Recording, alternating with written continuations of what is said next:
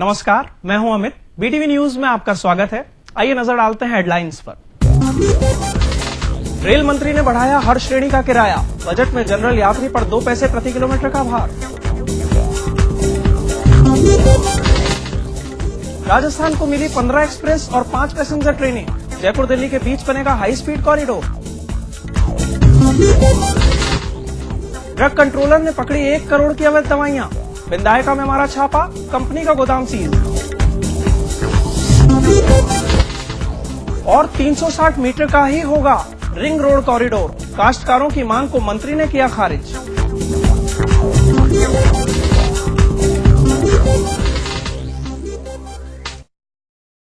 Rail मंत्री दिनेश त्रिवेदी ने राजस्थान को 20 नई गाड़ियों की सौगात दी और दौसा डीडवाना रेल लाइन की स्वीकृति के अलावा कुछ एक लाइनों के अमान परिवर्तन की भी घोषणा की।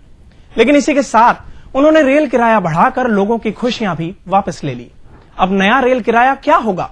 बजट में किराया बढ़ोतरी के बाद से ही इस सवाल का जवाब हर कोई जानना चाहता है। प्रति किलोमीटर 2 से 30 पैसे की बढ़ोतरी से कितना फर्क आएगा नए किराए में? इस पर पूरी जानकारी के लिए देखिए हमारी खास रिपोर्ट।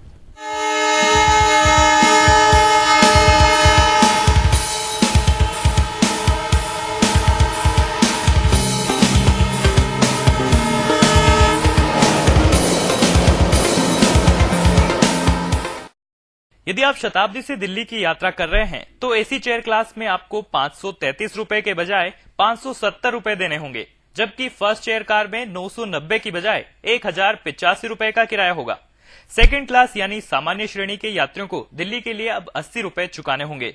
वहीं जयपुर से बेंगलोर की यात्रा करने वालों को सामान्य श्रेणी के 365, स्लीपर के 660, थर्ड एसी में 1700, सेकंड में 2360 और प्रथम श्रेणी एसी में 4105 का किराया होगा। जयपुर से यदि आप गुवाहाटी यात्रा करने जा रहे हैं तो आपको सामान्य श्रेणी के 330, स्लीपर के लिए 590, थर्ड एसी में 1540, सेकंड में 2150 रुपए का किराया चुकाना होगा। चेन्नई के लिए सामान्य श्रेणी में 355, स्लीपर के लिए 640, थर्ड एसी में 1650, सेकंड में 2290 और प्रथम श्रेणी में 3980 रुपए का किराया लगेगा। जयपुर से देश की आर्थिक राजधानी यानी कि मुंबई के लिए आपको सामान्य श्रेणी के 240, स्लीपर के लिए 445, थर्ड एसी में 1140, सेकंड में 1570 और प्रथम श्रेणी के लिए 2700 रुपए का किराया देना होगा। अगर बात हावड़ा के किराए की करें तो सामान्य श्रेणी के 280, स्लीपर के लिए 515, थर्ड एसी में 1330, सेकंड में 1835 रुपए का किराया चुकाना होगा। 2 पैसे से लेकर 30 पैसे तक की ये बढ़ोतरी आम आदमी पर आर्थिक भार तो डालेगी, लेकिन घाटे में चल रही रेलवे ने अपनी मजबूरी जाहिर करते हुए 9 साल बाद किराए में बढ़ोतरी की है। किराए बढ़ाते समय खुद रेल मंत्री ने कहा कि अब रेलवे की माली हालत घट में जा रही है, ऐसे में ये काफी जरूरी हो गया है। I am asking for an extra only 2 paisa per kilometer of suburban and ordinary second class. I am asking for 2 paisa. Similarly, an increase of mail express second class will only by 3 paisa per kilometer. For sleeper by only 5 paisa per kilometer. AC chair car, AC 3 tire first class by only 10 paisa per kilometer, AC 2 tire only by 15 paisa per kilometer, AC first class only by 30 paisa per kilometer. Corresponding rationalization in the minimum distance fare chargeable in various classes has also been proposed. ट्रेनों से यात्रा करने के किराए सहित platform ticket की दरें भी अब 3 के बजाय 5 रुपए वसूली जाएगी। ये किराया 1 अप्रैल से लागू कर दिया जाएगा। रुपेश शर्मा के साथ Mahesh Dadhich, BTV news. The change due towards them are also not uncommon. In order to address this problem, I have decided to incorporate rounding off mechanism in the fare structure. For all ordinary mail express trains, rounding off will be the nearest 5 rupees. However, for the suburban passenger, I propose to permit a limited exception in the form of downward rounding off also in few cases. By way of example, a fare of 11 will become 10 and a fare of ₹6 will become 5. The minimum fare chargeable of platform tickets will be also 5. The proposed revision will have marginal impact on the fares. The increase in fares of the suburban second class passenger traveling 35 kilometers will only be ₹2. Rail मंत्री दिनेश त्रिवेदी ने बुधवार को संसद में वर्ष 2012-13 का rail budget पेश किया। उन्होंने हमारे प्रदेश का ध्यान तो रखा, लेकिन किराए में बढ़ोतरी कर यात्रियों पर आर्थिक बोझ डाल दिया। कुछ ट्रेनों को छोड़कर प्रदेश की जरूरतों के मुताबिक बजट में नयापन देखने को नहीं मिला। हालांकि उन्होंने प्रदेश को 20 नई गाड़ियों की सौगात दी, साथ ही हाई स्पीड कॉरिडोर का सपना भी दिखाया। लेकिन थोथी घोषणाओं से ऊब चुके जयपुर वासियों को ये बजट कुछ खास रास नहीं आया।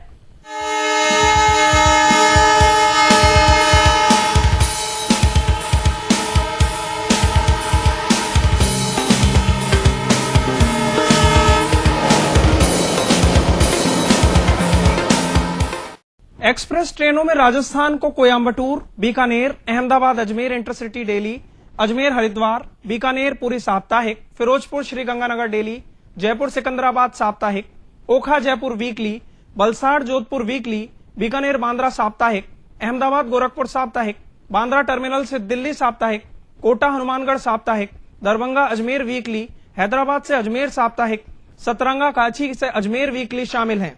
जबकि पैसेंजर ट्रेनों में जोधपुर बिलाड़ा डेली, फुलेरा रेवाड़ी डेली, अजमेर पुष्कर सप्ताह में 5 दिन, कोटा से झालावाड़ रेगुलर ट्रेन चलाने की घोषणा की गई है।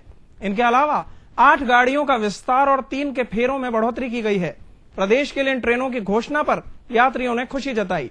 हालांकि इन रेलगाड़ियों के लिए यात्रियों ने जहां खुशी जताई, वहीं ये खुशी किराया बढ़ने से निराशा में बदल गई।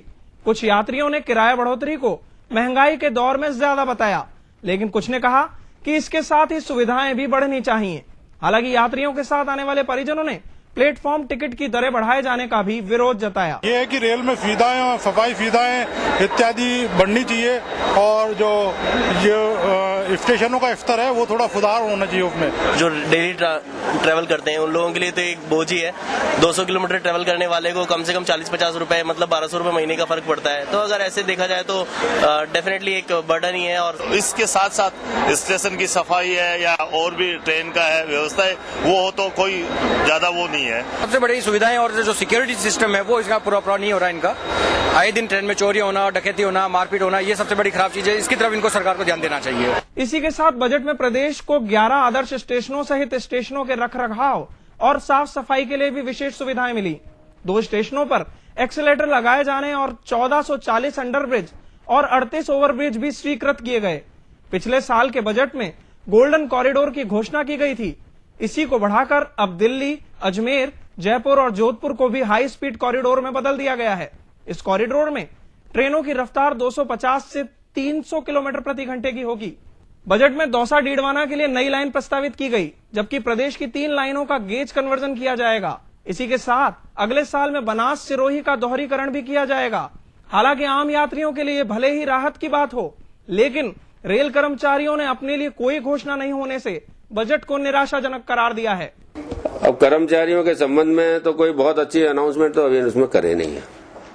कर्मचारी बहुत ज्यादा उम्मीद भी नहीं करता है। कर्मचारी तो ये कहता है कि उसको समय से प्रमोशन मिल जाए, जहां रहता है वो व्यवस्था ठीक हो, जो काम करता है उन सुविधाओं में बराबर सुविधा मिलती रहे।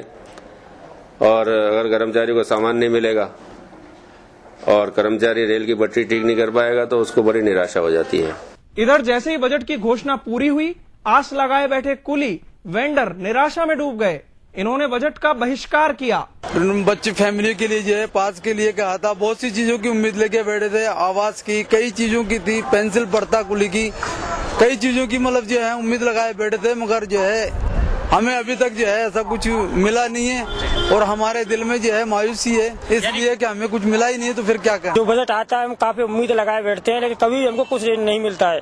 हम यहाँ सारी दुनिया का बोझ उठाते हैं, काफी रेलवे को भी हेल्प देते हैं, पैसेंजर आते हैं उनको भी हेल्प देते हैं, लेकिन हमको कुछ भी नहीं मिलता है। हमको उम्मीद थी कि इस बार रेल बजट में माननीय रेल मंत्री जी हमारे लिए यात्री सुविधाओं को ध्यान में रखते हुए हमारे लिए पास जारी करेंगे, हमारे को चिकित्सा सुविधा की जो हमारी मांगे थी उनको मांगों की पूर्ति करेंगे। लेकिन हमें उम्मीद है कि जो उन उम्मीदों पे हमारे लिए कोई काम नहीं हुआ है। वहीं नॉर्थ वेस्टर्न रेलवे के जनरल मैनेजर आरसी अग्रवाल ने इन घोषणाओं पर जल्द अमल किए जाने की बात कही।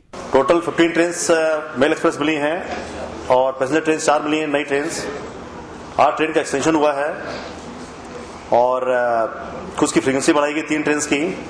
तो नंबर ऑफ ट्रेन के को देखते हुए एक काफी अच्छा राजस्थान को मिला है।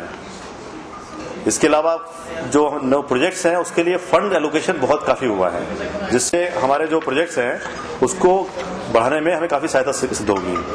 हालांकि रेल मंत्री के पिटारे से प्रदेश के लिए घोषणाओं की झड़ी तो लग गई, लेकिन हर तबके ने इसमें कोई नयापन स्वीकार नहीं किया।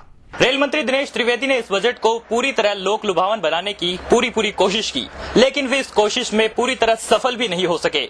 हालांकि राजस्थान को उन्होंने 15 एक्सप्रेस और 4 पैसेंजर गाड़ियों की सौगात दी, लेकिन वही किराया बढ़ाकर आम यात्रियों को निराश भी कर दिया। कुल मिलाकर कहें तो ये बजट आम उम्मीदों पर खरा तो उतरा, लेकिन पूरी तरह नहीं। कैमरामैन रुपेश के साथ Mahesh Dadhich, BTV news, Jaipur. Rail budget को प्रदेश भाजपा ने निराशाजनक करार दिया है। प्रदेश प्रवक्ता सुनील भार्गव ने कहा कि यात्री किराए में बढ़ोतरी करना किसी भी सूरत में उचित नहीं है। अब यह तय हो गया है कि 16 मार्च को आने वाला आम बजट भी पब्लिक की उम्मीदों पर खरा नहीं उतरेगा। 10-11 के बजट में 14 नई ट्रेन की घोषणा हुई थी, केवल 10 चली, 4 नहीं हुई। पिछले वर्ष के बजट में 17 नई ट्रेन की घोषणा की थी, केवल 8 चली, 9 नहीं चली। कुल मिलाकर देखें तो ये बजट जो है एक तरह से निराशा देने वाला है, आम जन को कोई राहत देने वाला नहीं है और रेलवे के ढांचागत सुधार की ओर इसका कोई ध्यान नहीं है। ये बजट केवल जनता पर बोझ लादने के लिए है। भाजपा ST-SC मोर्चे के अध्यक्ष सतीश चंदेल ने इस बजट को महंगाई बढ़ाने वाला बजट करार दिया। उन्होंने कहा कि 2010-11 में 14 ट्रेनें घोषित की गई थी, लेकिन 10 ही चालू हुई। वहीं पिछले रेल बजट में घोषित 17 नई ट्रेनों में से बस 8 ही चालू हो पाई। ऐसे में इस बार 20 नई ट्रेनों की घोषणा कोरा दिखावा है। उन्होंने कहा कि 8 स्टेशनों को आदर्श स्टेशन बनाने का काम तो अब तक शुरू ही नहीं हो पाया है। लेकिन केंद्र सरकार ने जो रेल बजट पेश किया है उसमें प्रत्येक श्रेणी में जो किराए की बढ़ोतरी करी है उसमें गरीबों का और किसानों का और सामान्य मध्यम वर्ग पे बहुत अतिरिक्त भार पड़ने वाला है। ये बहुत बुरी बात है। साथ ही राजस्थान के परिप्रेक्ष्य में अगर अपन देखेंगे तो जो पिछली बार रेल मंत्री जी ने घोषणा की थी वो आज तक भी लागू नहीं हुई है। टोंक सवाई माधोपुर रूट के बारे में ये बार बार चर्चा करते हैं, रिंगस वाले रूट की बार बार चर्चा करते हैं, वो भी आज तक न तो उसका सर्वे हुआ है न उसकी बारे में कोई घोषणा की हुई है। ये बहुत ही निराशाजनक बात है। प्रदेश कांग्रेस के महामंत्री सुरेश चौधरी ने रेल किराए में बढ़ोतरी को जायज ठहराया है। उन्होंने कहा कि ये केंद्र सरकार की मजबूरी भी है। उन्होंने कहा कि राजस्थान को 20 नई ट्रेनें मिली हैं, जो प्रदेश के लिए एक तोहफा है। काफी दिनों से जो ईंधन का पैसा बढ़ा है, अगर ये पैसा नहीं बढ़ाते तो रेलवे घाटे में थी और घाटे में चली जाती, जिसमें हजारों लाखों कर्मचारियों का हित जुड़ा हो। ये सब ध्यान में रहते हुए घाटे का बजट ना बढ़े, इनको ध्यान में रखते हुए माइनर जो किराए में बढ़ोतरी की है वो भी जैसे ही ईंधन के पैसे कम होंगे, क्योंकि उससे जोड़ा गया इस किराए को, जैसे ही ईंधन के पैसे कम होंगे ये बढ़ा हुआ किराया भी घटा दिया जाएगा। और राजस्थान के लिए तो मैं कह सकता हूं कि दिल्ली, जयपुर, अजमेर और जोधपुर का जो नया कॉरिडोर डेवलप हो रहा है, ये निसंदेह मैं धन्यवाद देना चाहूंगा रेल मंत्री जी को। रेल बजट पर प्रदेश के उद्योग और व्यापार जगत ने मिलीजुली प्रतिक्रिया दी है। व्यापारियों का कहना है कि रेल मंत्री ने प्रदेश को 20 नई ट्रेनों की सौगात दी है। हाई स्पीड कॉरिडोर और भरतपुर में सुरक्षा सेंटर बनाने के फैसले को भी स्वागत योग्य माना गया है, लेकिन किराए में बढ़ोतरी और बजट से पहले ही ढुलाई भाड़े में इजाफे पर कारोबारी जगत ने निराशा जताई है। राजस्थान की अपेक्षाएं जो थी वो निश्चित तौर से उम्मीदों के अकॉर्डिंगली नहीं है, और फिर भी जयपुर दिल्ली के बीच में डबल डेकर ट्रेन गए साल भी इन्होंने अनाउंस की थी, वो भी उसके ऊपर आगे काम नहीं हुआ है। अब के फिर इन्होंने अनाउंस किया कि 2 डबल डेकर ट्रेन जयपुर से दिल्ली के बीच में चलाई जाएगी, इसकी घोषणा जरूर की गई है। अच्छी बात इस बजट में ये देखने को मिली है कि आपके सेफ्टी जो कि रोज हम देखते हैं कि पूरे देश में बहुत अच्छे खासे एक्सटेंड हो रहे हैं और काफी जाने इसमें चले जाती है। जो क्रॉसिंग्स हैं उनके ऊपर बिना आदमियों के क्रॉसिंग्स हैं रेलवे के, तो क्रॉसिंग का ये है कि अगले 5 साल के अंदर एक भी ऐसा बिना आदमी के क्रॉसिंग नहीं होगा। ये अच्छा कदम है। बजट के पूर्व रेल भाड़े में वृद्धि कर दी, माल भाड़े में 10 से 15%। तो उस भाड़े से ये हुआ कि जो स्टील है, लोहा है, सीमेंट है और हमारे खाद्यान्न है, इनमें 10 से 15% भावों की वृद्धि संभावित हो गई है। अब इस मेन बजट में भी ये हुआ कि यात्री भाड़े में वृद्धि कर दी गई है, तो हमारे जो खर्चे हैं, इंडस्ट्री और ट्रेड के जो खर्चे हैं, ये भी 2% से लेकर के 15-20% तक बढ़ जाएंगे। तो कुल मिलाकर के ये इफेक्ट करेगा महंगाई को बढ़ाने में। दूसरी बार अगर हम बात करें, अगर राजस्थान की ट्रेनों के बारे में बात करें, ट्रैक के बारे में बात करें, तो एक अच्छा, बहुत ही अच्छा बजट कहा जाएगा। जाहिर है कांग्रेस यही कहेगी, लेकिन दूसरे लोग क्या सोचते हैं देखेंगे एक ब्रेक के बाद।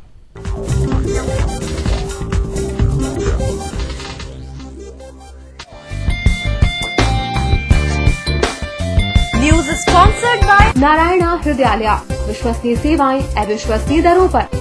Sector 28 Kumbha Marg, Pratapnagar, Sanganer, Jaipur.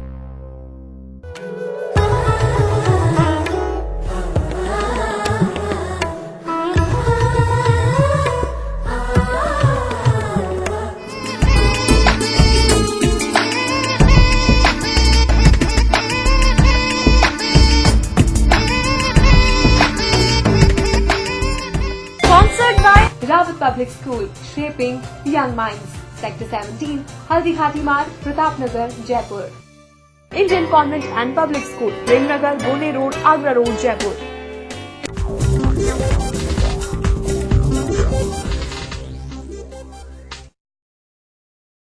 Drug control department ने बिंदायका इंडस्ट्रियल एरिया में बड़ी कार्रवाई को अंजाम दिया। यहां फाइजर कंपनी के ड्रग डिपो पर छापा मारा गया, जिसमें 1 करोड़ से ज्यादा की अवैध दवाई बरामद हुई। जब यहां ड्रग कंट्रोलर टीम पहुंची तो डिपो में मौजूद कर्मचारी इधर उधर भागने लगे। कंपनी का गोदाम सीज कर दिया गया। कंपनी को अपना पक्ष रखने के लिए 15 दिन का वक्त दिया गया है। इसके बाद कंपनी के देश भर में फैक्ट्री और गोदामों को सीज कर दिया जाएगा। गौरतलब है कि सरकार ने 2001 में बी कॉम्प्लेक्स के कॉम्बिनेशन ड्रग पर रोक लगा दी थी। पाबंदी के बावजूद यहां बीकासूल जेड और विटामिन सी के कॉम्बिनेशन तैयार किए जा रहे थे। राष्ट्रीय स्वयंसेवक संघ के वरिष्ठ प्रचारक गिरिराज शास्त्री दादाभाई की पार्थिव देह एसएमएस अस्पताल के एनाटॉमी विभाग को सौंप दी गई। इससे पहले भारतीय भवन से आदर्श नगर सूरज मैदान तक दादाभाई की शव यात्रा निकाली गई, जिसमें बड़ी संख्या में स्वयंसेवक और भाजपा नेता शामिल हुए। दादाभाई के शव को अंतिम दर्शनों के लिए सूरज मैदान में रखा गया, जहां उनके मित्रों परिजनों ने पुष्प अर्पित कर उन्हें अंतिम विदाई दी। यहां भाजपा प्रदेशाध्यक्ष अरुण चतुर्वेदी, सांसद रामदास अग्रवाल, पार्टी से जुड़े विधायक और संघ पदाधिकारी सहित कई संत और महात्मा भी मौजूद रहे। 92 वर्षीय दादाभाई का निधन मंगलवार को हो गया था। वो पिछले कई दिनों से बीमार चल रहे थे।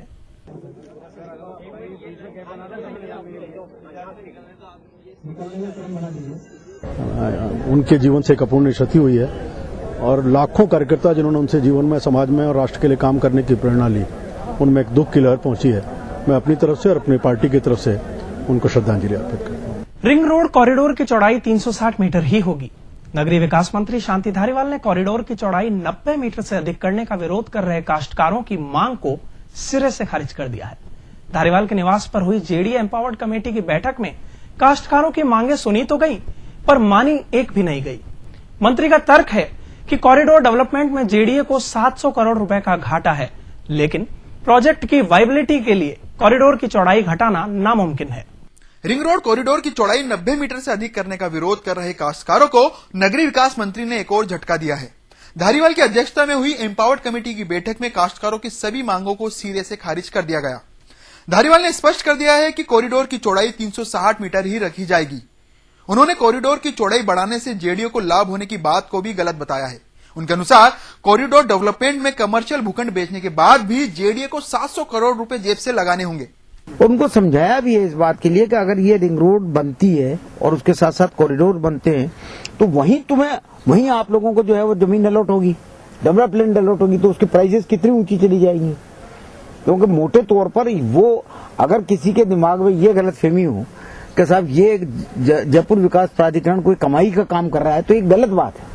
हमारा तो कुल मिलाकर के उस पर जो डेवलपमेंट पे जो खर्चा होगा वो 2225 करोड़ रुपया होगा, और जबकि उससे जो कुछ मिलेगा वो सिर्फ 1500 करोड़ रुपया मिलेगा। तो 700 करोड़ रुपया तो जेडीए अपने पास से लगा रहा है। जमीन आवाप्ती के खिलाफ करीब 350 काश्तकारों ने कोर्ट की शरण ली थी और कोर्ट ने एम्पावर्ड कमेटी में इसकी सुनवाई करने के निर्देश दिए थे। सुनवाई में भी काश्तकारों को कोई राहत नहीं मिल पाई।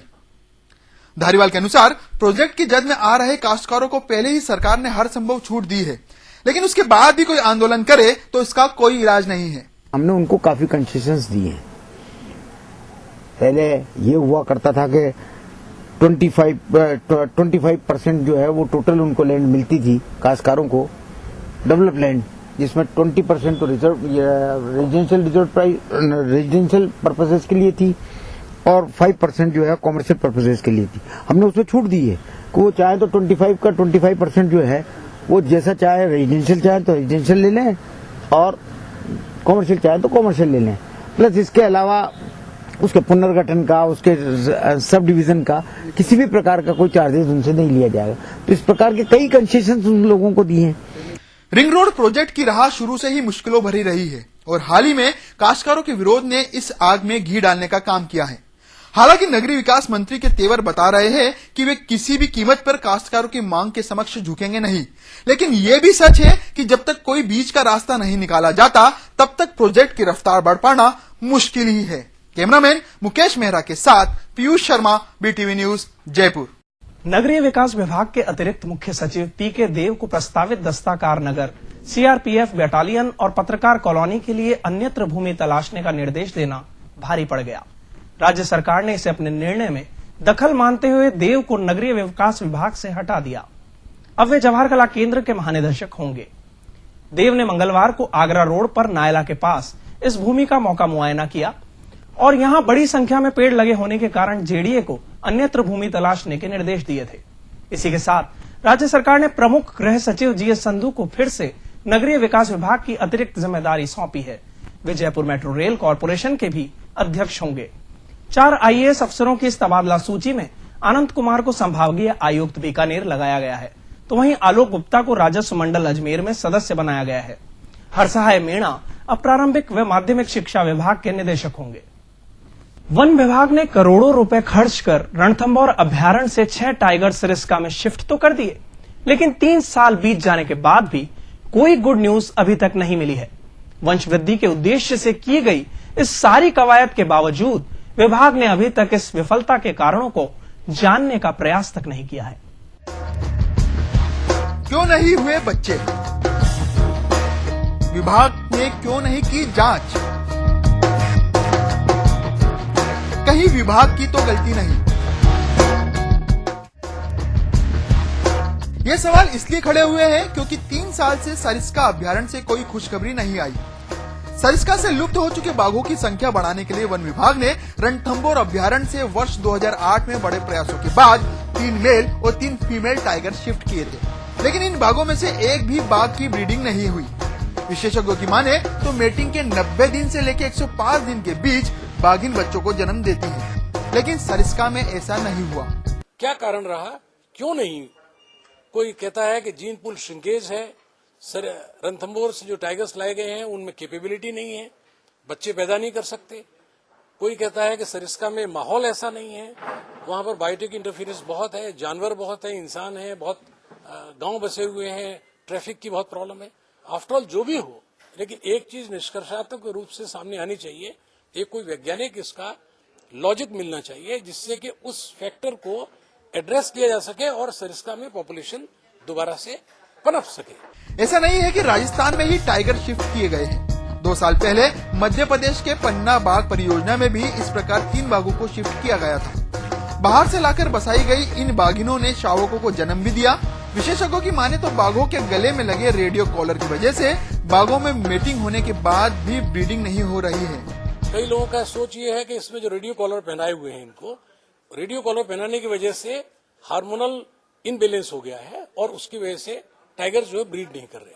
तो अगर ऐसा है, ये निर्णयात्मक रूप से सामने आता है, वैज्ञानिकों की इसमें राय मिलती है, तो उनके टाइगर्स के कॉलर्स को हटा देना चाहिए, क्योंकि आज उन कॉलर्स को रखने का कोई औचित्य नहीं रहा जब टाइगर पॉपुलेशन सेटल हो गई है।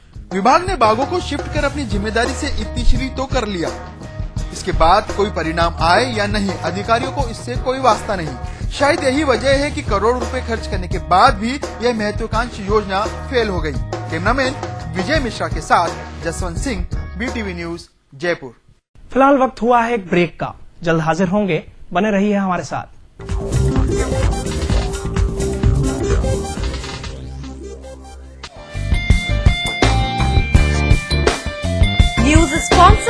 नारायणा हृदयालय, विश्वसनीय सेवाएं अविश्वसनीय दरों पर।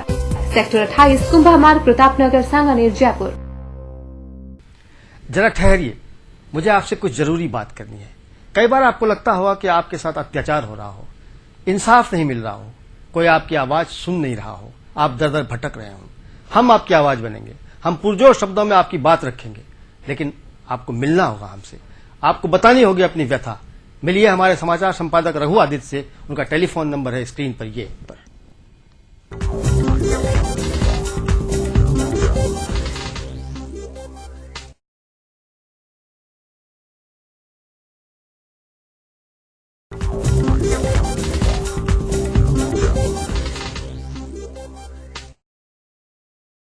इसे परिजनों का जागरूकता के प्रति अभाव कहा जाए या फिर उन मासूम बच्चों की बदनसीबी जिनमें ऑटिज्म की शिकायत होती है और उन्हें पागल मान लिया जाता है। ऑटिज्म एक गंभीर जन्मजात बीमारी है। 150 में से एक बच्चे में इसके लक्षण देखे जा रहे हैं। हालांकि इन बच्चों में कोई ना कोई विशेष योग्यता भी होती है, फिर भी अवेयरनेस की कमी से ये उपेक्षा का शिकार है।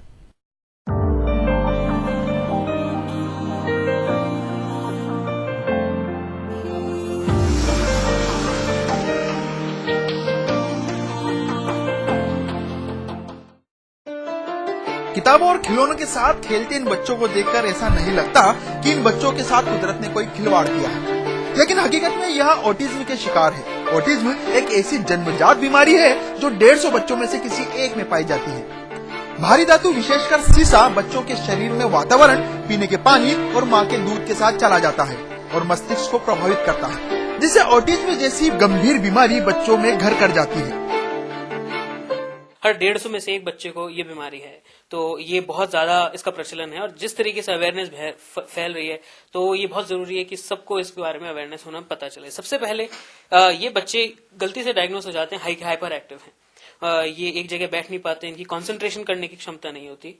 दूसरे एक इनका आई कांटेक्ट, मतलब आप इनसे बात करेंगे या आपसे बात करने में आपकी तरफ देखना या आपसे आई कांटेक्ट बनाना, वो उनका थोड़ा पुअर होता है।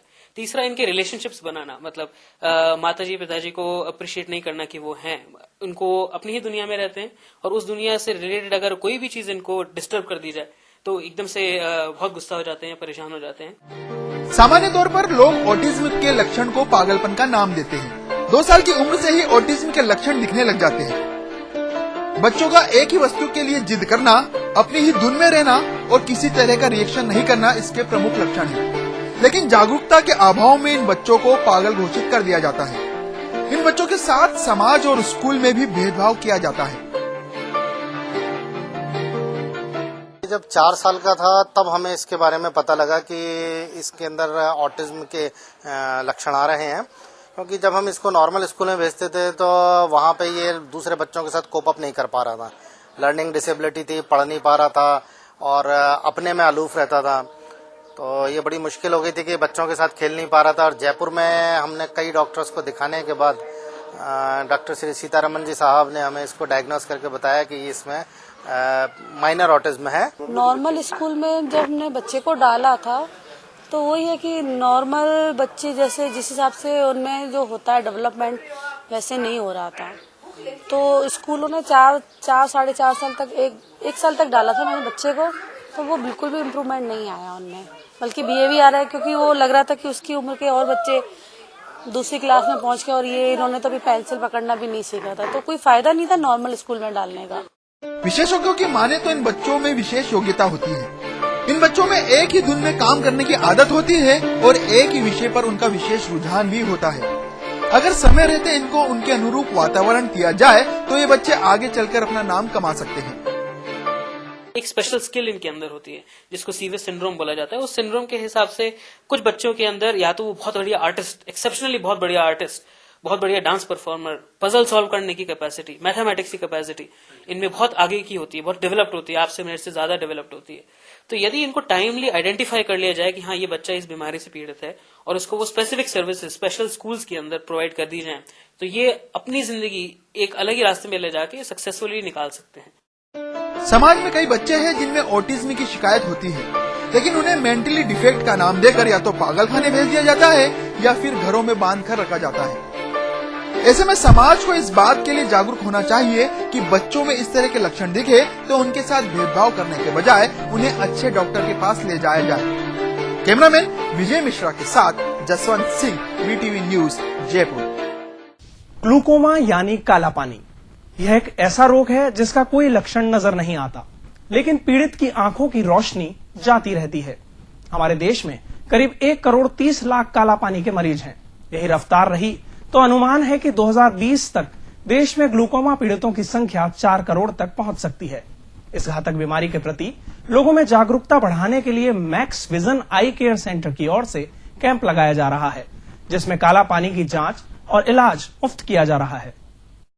करीब 80% लोगों को कोई शुरुआती लक्षण नहीं होते, पर अगर आपको रिस्क फैक्टर हैं, जैसे कि आपकी एज 45 से ऊपर है, परिवार में मदर, फादर, भाई, बहन, बड़े छोटे किसी को भी ग्लूकोमा हुआ है, डायबिटीज है, चोट लगी है, स्टेरॉइड यूज किए हैं, तो आपको खुद चल के इसका इन्वेस्टिगेशन कराना होगा। एमआईटी यूनिवर्सिटी के बीटेक छात्र प्रशांत के मर्डर मामले में पुलिस ने 7 जूनियर छात्रों को गिरफ्तार किया है।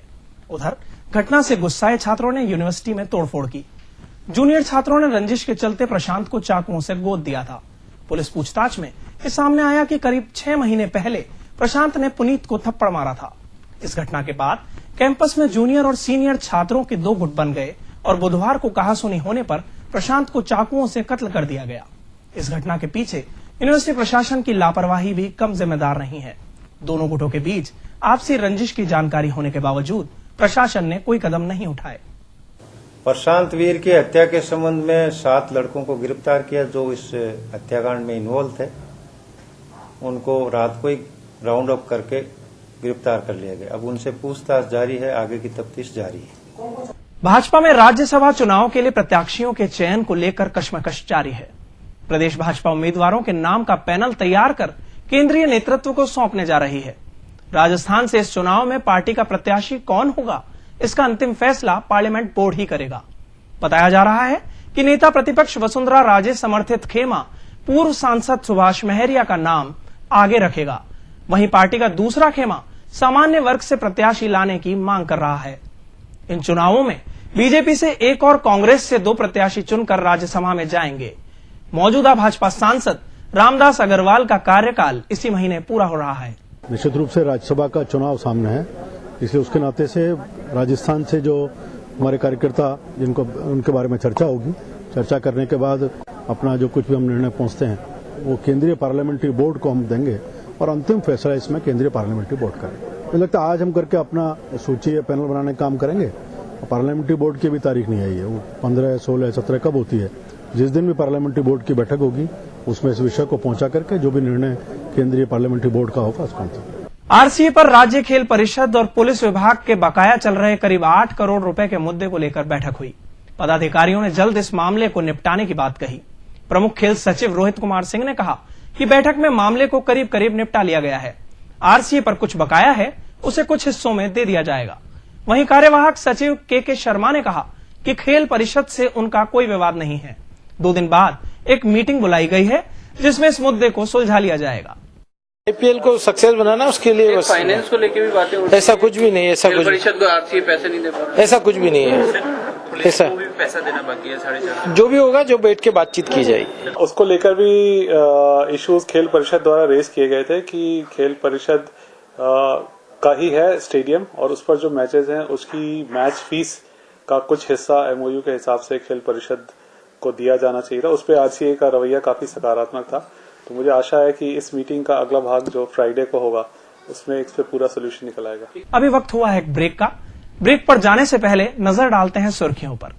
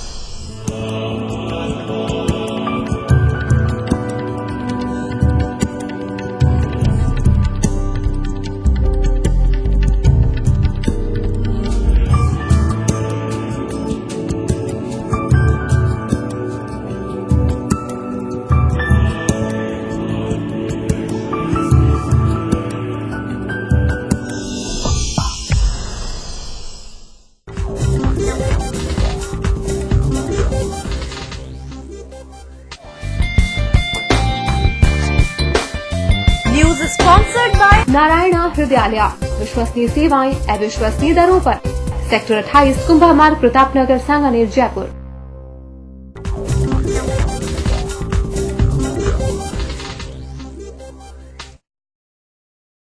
अब बढ़ते हैं कारपोरेट सेक्टर की ओर।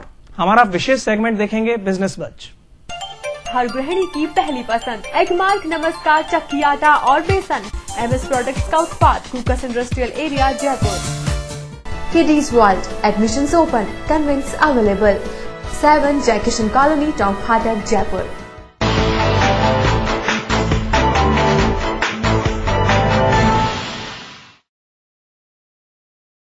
मोबाइल ब्रॉडबैंड सर्विस प्रोवाइड कराने वाली कंपनी टाटा डोकोमो ने ग्रामीण क्षेत्रों में अपनी सेवा के विस्तार की योजना बनाई है। कंपनी ने अजमेर में फोटोन प्लस और कोटा में फोटोन मैक्स सेवा शुरू की है। इसके साथ ही प्रदेश के 17 शहरों में अब फोटोन प्लस सेवा मुहैया कराई जा रही है। इस मौके पर कंपनी के सीईओ अजय दुग्गल ने बताया कि देश के केवल 8% शहरी लोग इंटरनेट सेवाओं का उपयोग करते हैं। ग्रामीण क्षेत्रों में तो 1% लोगों तक ही इंटरनेट सेवाएं पहुंच पाई हैं। इसलिए अभी भी इस क्षेत्र में बहुत सी संभावनाएं हैं। हमारी कंपनीज की कोशिश रहती है कि हम लोग रूरल पेनिट्रेशन बढ़ाने के लिए इंटरनेट सुविधा रूरल एरिया में दें। आज की तारीख में मुझे बहुत खुशी हो रही है ऐलान करने के लिए कि हमने मोर देन 25,000 विलेजेस को कवर किया है राजस्थान के अंदर, और हमारी इंटरनेट सर्विसेज यहां पे उपलब्ध हैं। इसके अलावा हमारे 17 शहर में हाई स्पीड इंटरनेट अवेलेबल है राजस्थान में। घुटनों में 2 हड्डियों के बीच कार्टिलेज होती है, जिसके घिसने से घुटनों में दर्द हो जाता है, सूजन आ जाती है और पैर मुड़ जाते हैं। इसका अभी तक घुटने का प्रत्यारोपण ही एकमात्र इलाज था, लेकिन ऑर्थोस्कोपिस्ट और sports injury specialist doctor Rajiv Gupta ने स्टीम सेल थेरेपी से कार्टिलेज को फिर से तैयार करने का दावा किया है। डॉक्टर गुप्ता ने 6 महीने पहले एक मरीज की स्टेम सेल थेरेपी की थी, जिसकी रिकवरी पर नजर रखी जा रही है। बुधवार को भी एक मरीज के घुटने में स्टेमलेस इंजेक्ट किए गए। डॉक्टर गुप्ता का कहना है कि इस थेरेपी से बेहद कम खर्च पर सटीक इलाज किया जा सकता है।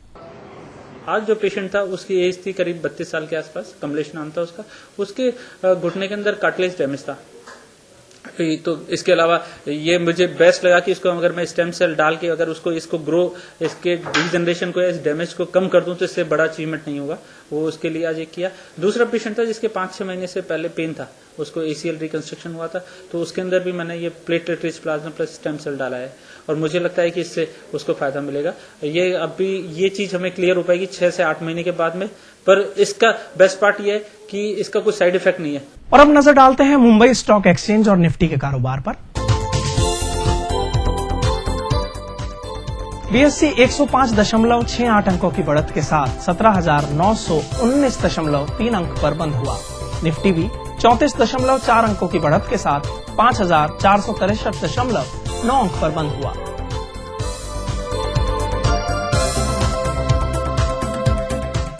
और अब अंत में सराफा बाजार।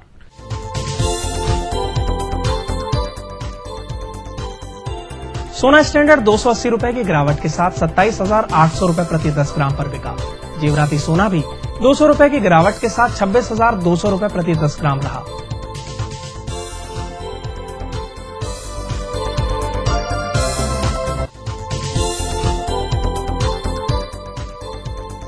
चांदी 999 600 रुपए के फेरबदल के साथ 57,300 रुपए प्रति किलोग्राम बोली गई। वहीं रिफाइन भी 600 रुपए की गिरावट के साथ 56,700 रुपए प्रति किलोग्राम बोली गई।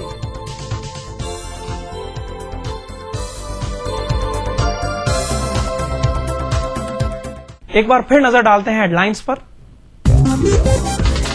रेल मंत्री ने बढ़ाया हर श्रेणी का किराया। बजट में जनरल यात्री पर 2 पैसे प्रति किलोमीटर का भार। राजस्थान को मिली 15 एक्सप्रेस और 5 पैसेंजर ट्रेनें। जयपुर दिल्ली के बीच बनेगा high speed corridor. Drug controller ने पकड़ी 1 करोड़ की अवैध दवाइयां। विंधायका में मारा छापा, कंपनी का गोदाम सीज। और 360 मीटर का ही होगा रिंग रोड कॉरिडोर। काश्तकारों की मांग को मंत्री ने किया खारिज।